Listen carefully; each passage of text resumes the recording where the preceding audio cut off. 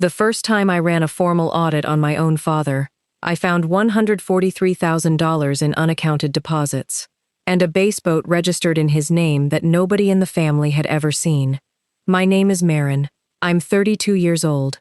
I'm a certified public accountant with 9 years of experience, catching discrepancies that people thought they'd buried deep enough to forget. I've sat across conference tables from business owners who hid 6 figures in shell accounts and walked them through the math until their faces went gray. I've reconstructed ledgers from coffee-stained shoeboxes and made numbers confess what their owners wouldn't. But I never expected to use that skill set on the man who taught me how to balance a checkbook at the kitchen table. For 12 years, from the summer I turned 15 to the month I moved out of state at 27, my father took 30% of every paycheck I earned. He called it the family tax. He said it was my contribution to the household: mortgage, utilities, groceries. The cost of raising a daughter in a world that doesn't hand you anything. I believed him. I believed him the way you believe a man who says it with his reading glasses on and a pencil behind his ear, like he's just finished doing the math, and the math is final.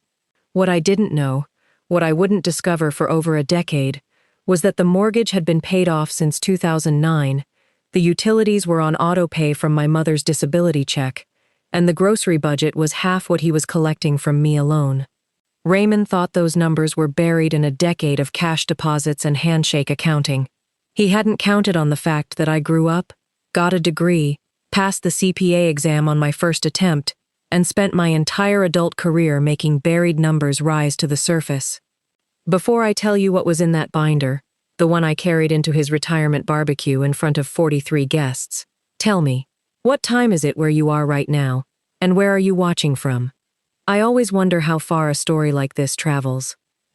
Welcome back to Karma's Keeper, where the ones who were taught to give everything are always the ones who learn to count first. If you've ever handed over money to someone who told you it was duty while spending it on something you never got invited to enjoy, this one is for you. Drop a comment and be sure to subscribe. But let me take you back 17 years, to a 2-story colonial on Deerfield Lane, in a suburb outside Knoxville, that smelled like cut grass and engine grease, and the particular heaviness of a house where one person made all the rules and everyone else just lived inside them. My father, Raymond Elliott, was the kind of man people described with words like solid and old school. He worked at the same manufacturing plant for 28 years, floor supervisor, then shift lead, then operations manager. He wore steel-toed boots to church once by accident, and nobody said a word, because Raymond Elliott didn't make mistakes, he made decisions. The lawn was edged on Saturdays by 8 a.m. The truck was washed every Sunday after service. The thermostat was set at 68 degrees in winter, and if you were cold, you put on a sweater, because Raymond didn't pay the electric company to heat a house full of people who couldn't find a blanket. That was the kind of logic that governed everything. It was delivered without cruelty, just certainty. And certainty, when you're a child, feels a lot like safety. My mother, Carol, had been on disability since I was 11, a degenerative spine condition that put her in a recliner most days, with a heating pad behind her lower back, and the television on a volume so low, it was mostly just light. She handled what she could from that chair, sorting mail, folding laundry in a basket beside her, calling in prescriptions. The rest of the household logistics fell to Raymond by default, and he accepted them the way he accepted everything, like a man signing a work order. Efficient, without complaint, without consultation. I don't blame her for what happened. She signed what he put in front of her and trusted the man she married to manage the money the same way he managed the plant floor, thoroughly, honestly, and in everyone's best interest. I was the youngest of 3. My older brother, Tyler, left for the army at 18 and never really came back. Not in spirit, anyway. He'd call on holidays, send a card at Christmas with a generic note that read like a briefing summary, and visit once every 2 years with a duffel bag and a politeness so stiff it felt like a dress uniform. My sister, Janine, married into a family in Memphis the year she turned 21, and folded into their orbit like she'd been waiting for permission to leave ours.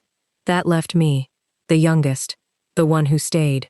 The one who mowed the lawn when Tyler deployed, who drove our mother to her spinal injections when Janine couldn't be reached, who learned to cook breakfast at 13 because someone had to and nobody asked.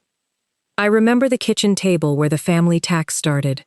June, the summer before sophomore year. I'd just gotten my first paycheck from bussing tables at the Cracker Barrel on Route 11. $212.40 after taxes.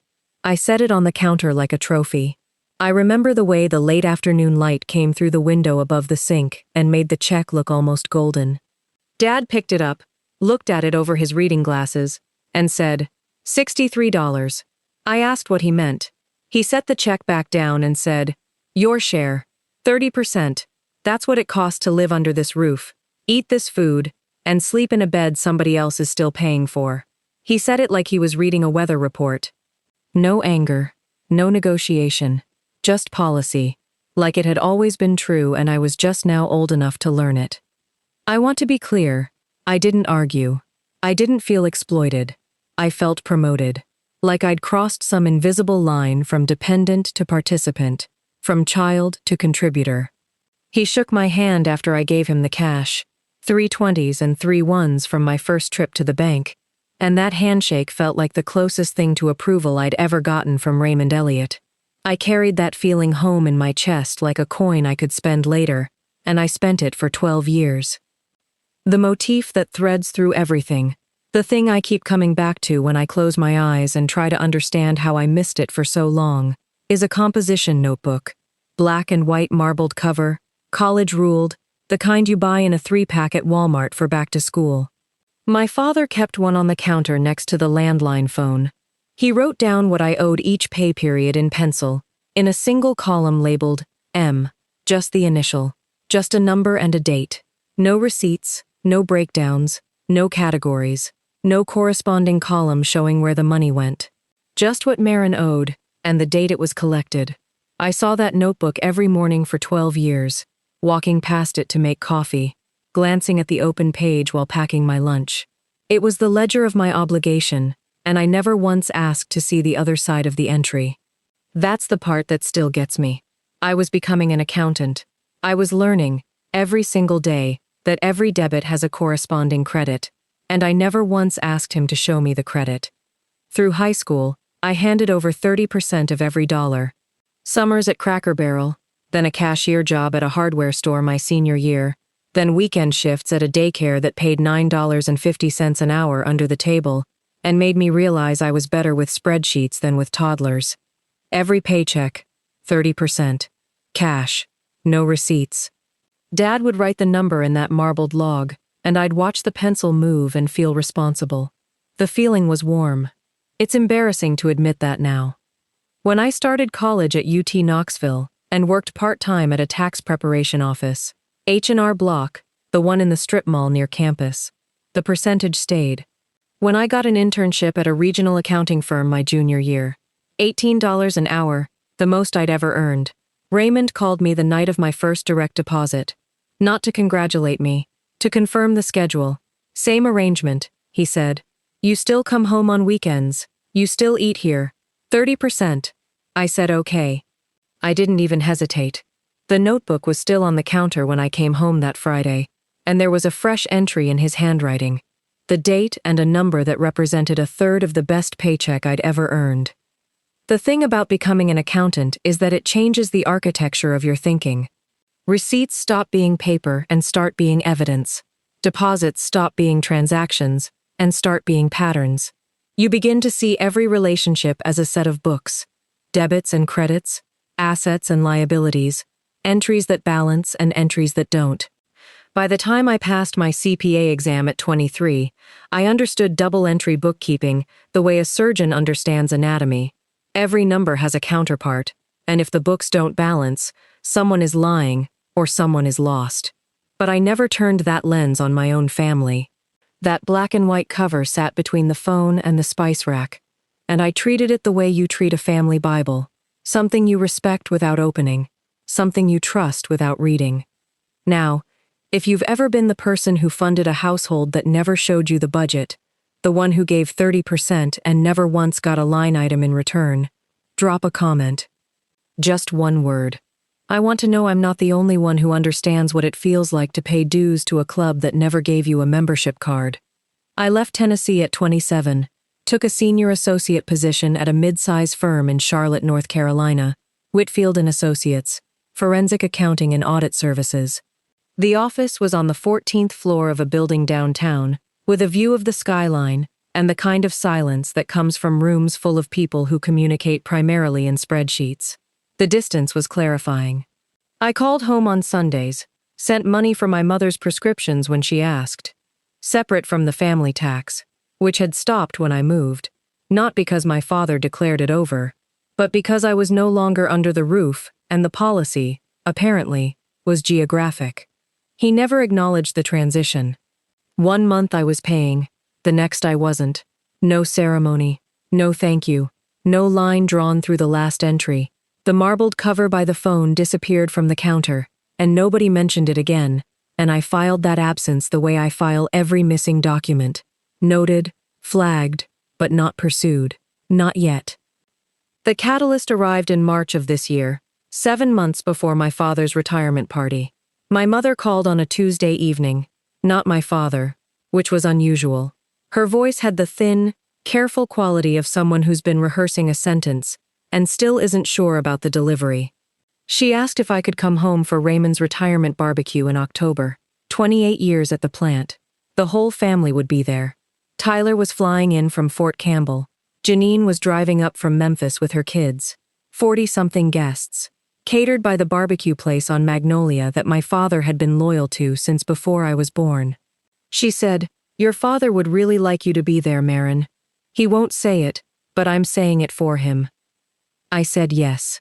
Whatever complicated machinery operated between my father and me, whatever gears had been turning since I was 15, the man had worked 28 years at the same plant and earned a party. I meant it. I wanted to mean it. I told my colleague, Denise Kwan, a forensic auditor who'd been at the firm 3 years longer than I had, and who'd become something between a mentor and a conscience, that I was going home for the weekend. She asked how I felt about it. I told her I felt fine. She looked up from her monitor and said, "Marin, you only say fine when the real answer requires a working paper." I laughed. She didn't. 2 weeks later, my mother called again. This time she was crying. Not dramatically, not the way you cry when you want someone to hear you, but the way you cry when you've been sitting with something for hours, and the pressure finally cracked the surface. She said the property tax bill had arrived, and it was $1,400 more than expected, because of a county reassessment, and she didn't know where the money was going to come from. I asked what she meant. Their mortgage was paid off. I knew that much. Had known it since I was a teenager. I asked about savings. She paused for so long I checked my phone to see if the call had dropped. Then she said, "Your father handles the money, Marin. He always has. I don't know what's in the accounts." I never have. Something cold and precise settled behind my sternum. Not anger. Not yet. Recognition. The specific sensation I get when I'm 3 hours into an engagement and a number that should be routine suddenly isn't. The feeling of a pattern breaking. The first entry that doesn't match. I started pulling records that weekend, not because I'd decided to investigate. That language felt too adversarial for what I was doing. I pulled records because the math didn't balance, and I don't leave unbalanced books alone the same way a surgeon doesn't leave a wound open. My mother was a joint account holder on their primary checking and savings accounts, and she gave me authorization over the phone without hesitation, almost with relief, like someone handing a locked box to the first person who offered to find the key. What I found over the next 5 evenings, sitting at my dining table in Charlotte, with my laptop open and a legal pad beside it, and a cup of black coffee going cold beside the legal pad, didn't devastate me. It clarified me. The way a foggy windshield clarifies when you hit the defrost. Everything that was already there comes into focus, and you realize you've been driving blind. Between 2009 and 2021, the 12 years I paid the family tax, my deposits into the household account totaled just over $143,000. I verified every entry against my own records, my pay stubs, my W-2s, the handwritten log I'd kept in a filing cabinet since my first year at the firm, Because that's what accountants do. We keep everything. The deposits match to the penny. Every 30%. Every paycheck. 12 years of penciled entries in a kitchen counter log, confirmed by bank records that didn't know how to lie. But the withdrawals told a different story.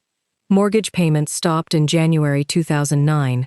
The final payment cleared 3 years before my contributions even started. The mortgage my father said my 30% was covering had been paid off while I was still in middle school.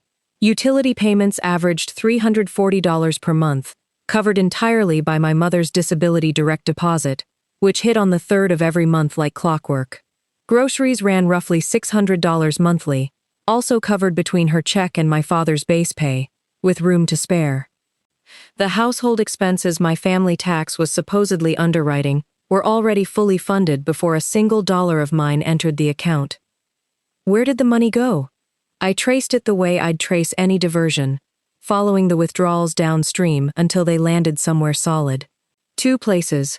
First, a 22-foot tracker base boat, purchased in 2014 for $38,500, registered solely to my father, docked at a marina on Norris Lake that I had never been invited to visit, and, until that Tuesday evening with my laptop open, had never known existed. Second, a hunting lease in Campbell County, $4,200 annually for 8 years, shared with 3 men from the plant, whose names I recognized from company picnics, where my father introduced them as colleagues, not co-investors in a recreational fund built on his daughter's paychecks. The remaining balance, the portion that didn't go to the boat or the lease, sat in a savings account in my father's name only, not a joint account, not a family emergency fund, a personal account my mother didn't know existed until I showed her the transfer records on a phone call that lasted 90 minutes and ended with a silence so complete I could hear the clock in her hallway through the receiver. I sat in my apartment that night staring at the photograph I'd taken years ago of that notebook, the one with the M column, all those penciled numbers in my father's careful handwriting. I'd snapped the picture once on a holiday visit, not sure why. Maybe the same instinct that makes me photograph a suspicious invoice before the client can lose it. I realized the column labeled M was never a contribution ledger. It was a collection log, and I'd been the account receivable. If you've ever opened a bank statement that confirmed what your gut had been whispering for a decade, stay with me. Subscribe, because you'll want to see how this lands. But tell me, would you have confronted him privately before the party, or would you have waited until the audience was already assembled? I spent the next 6 weeks building a binder, not an act of rage, a professional deliverable. The same kind of work product I'd present to a client review committee, or hand to an attorney for litigation support. Tabbed sections with color-coded dividers. Section 1. My deposit history. 12 years of pay stubs matched to bank entries, organized chronologically, totaling $143,217. Section 2. Household expense analysis showing mortgage retirement date, utility payment sourcing, and grocery allocation, all funded independently of my contributions, with source documents attached. Section 3. The boat purchase receipt, the marina slip fees, the hunting lease contracts, the personal savings account statements. Section 4.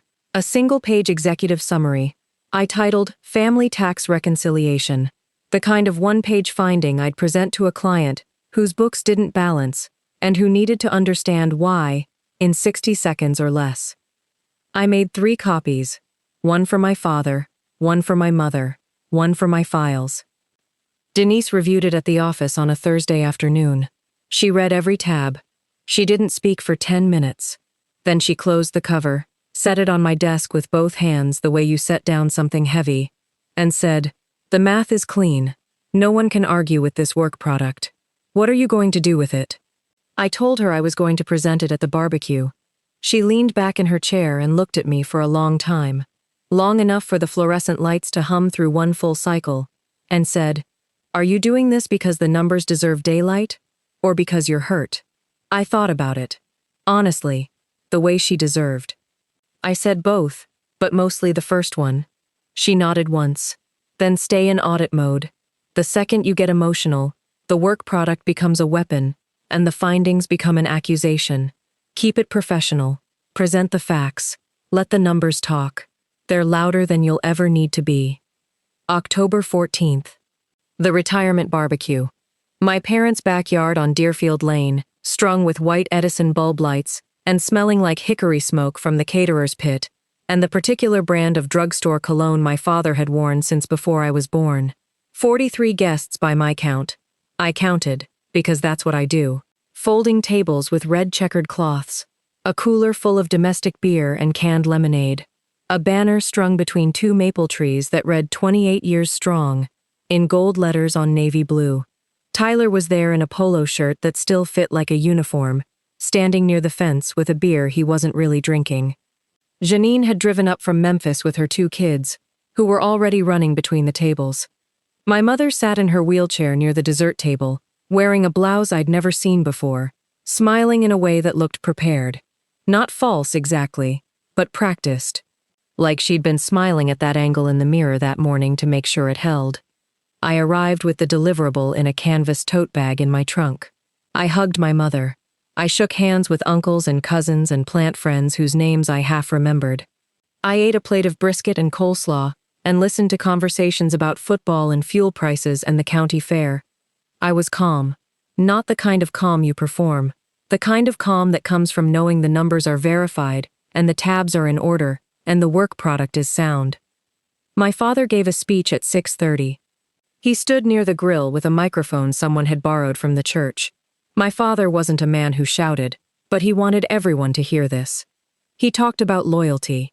He talked about showing up every single day. He talked about providing for his family, about making sure the people under my roof had everything they needed, even when it meant going without.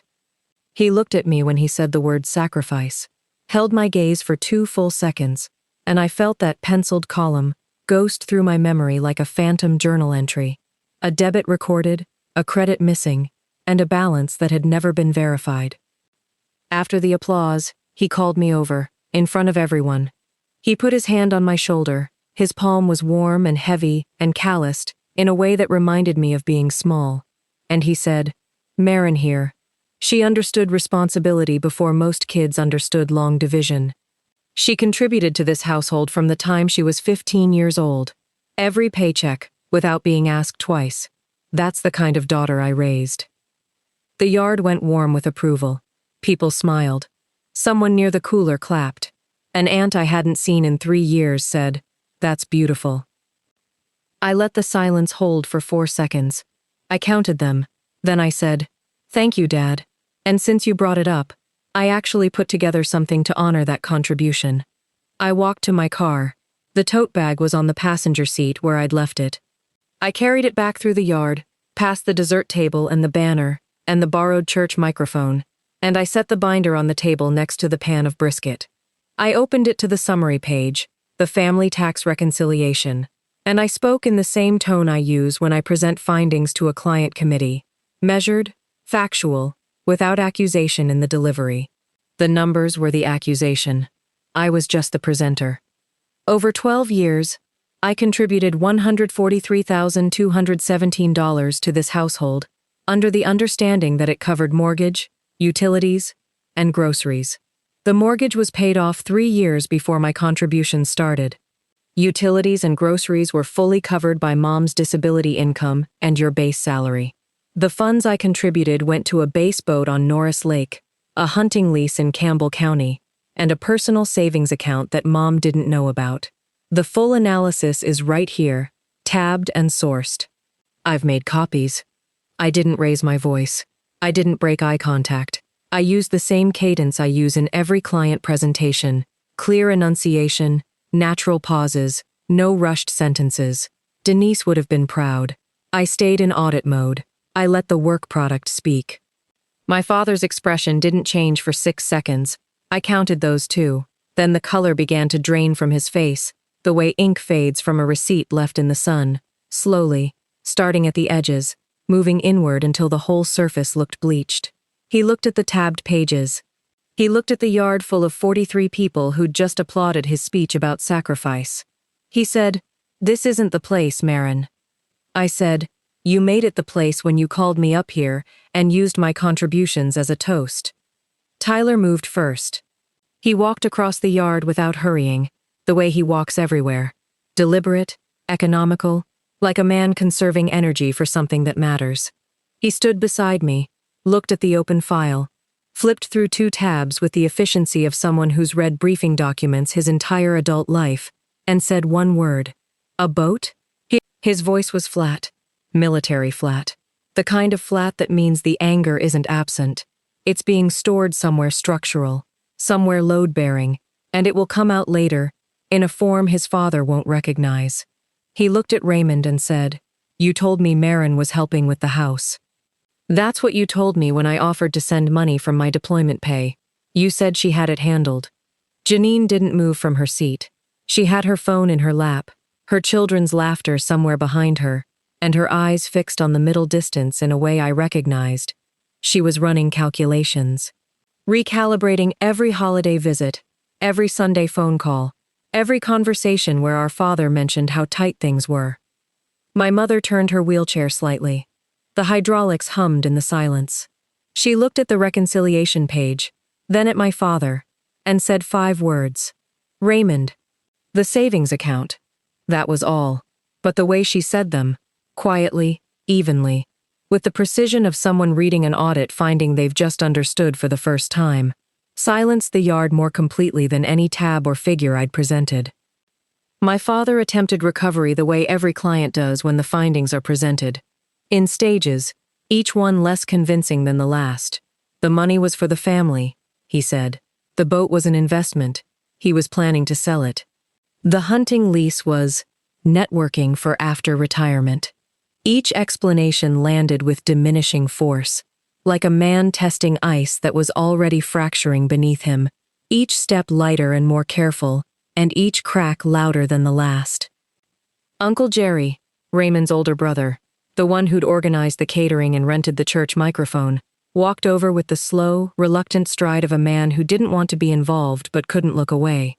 He read the reconciliation page. He looked at his brother. He said, "Ray, this is pretty clear." He said it quietly, but in a yard where 43 people had stopped talking, quietly carried further than a shout. If you've ever stood in a yard where 43 people went silent, and the silence itself became the audit finding nobody would say out loud, share this with someone who needs to hear it. You'll want to hear what happened next. I closed the binder. I didn't leave it open for display. I closed it the way I close every completed engagement file. Both hands, spine facing me, tabs aligned, cover flush. I said, "Dad, I didn't come here to ruin your party.